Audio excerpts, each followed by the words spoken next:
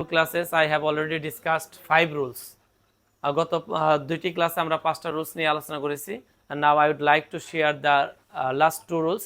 আজকে আমরা 6 নাম্বার এবং 7 নাম্বার দুইটা রুলস নিয়ে আলোচনা করব. So dear viewers, on the whiteboard I have written 2 sentences.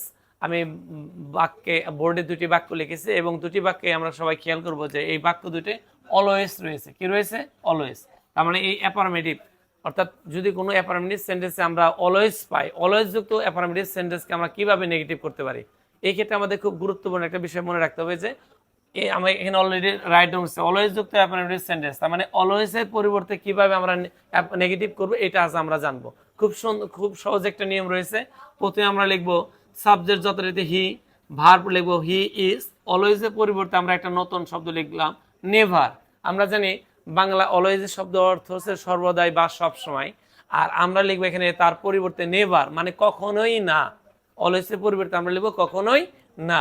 তাহলে হি ইজ নেভার, আমি যদি এখানে গুড দিয়ে দেই তাহলে অর্থটা দাঁড়াবে হি ইজ নেভার গুড, সে কখনোই ভালো না। তাহলে আমরা জানি ট্রান্সফরমেশনের নিয়মে কখনোই বাক্যের অর্থ পরিবর্তন করা যাবে না। বিধায় এখানে হি ইজ নেভার যদি আমি ব্যবহার করি এবং এখানে যদি গুডই রাখি তাহলে বাক্যের অর্থ পরিবর্তন হয়ে গেছে এবং এটা ট্রান্সফরমেশন নিয়ম অনুযায়ী অ্যাফার্মেটিভ থেকে নেগেটিভ করা যাবে না। তাহলে কি করতে হবে?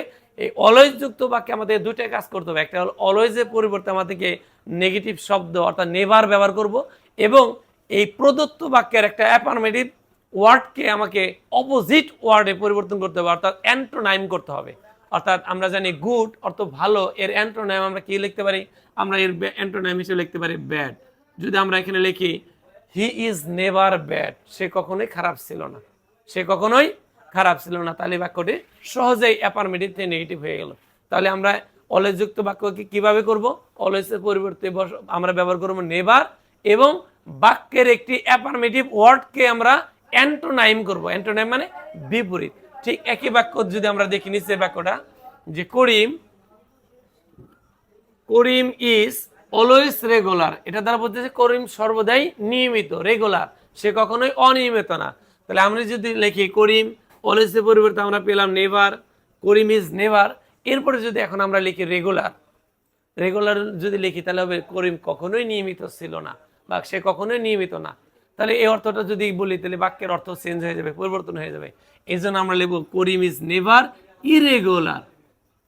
ইরেগুলার, কারণ রেগুলার এর অ্যান্টোনাইম হচ্ছে ইরেগুলার, অনিয়মিত। তাহলে সুপ্রিয় দর্শক, আমরা এই 6 নাম্বার রুলসটি খুব সুন্দরভাবে আমরা জানতে পারলাম যে অলওয়েজ যদি থাকে অ্যাফার্মেটিভ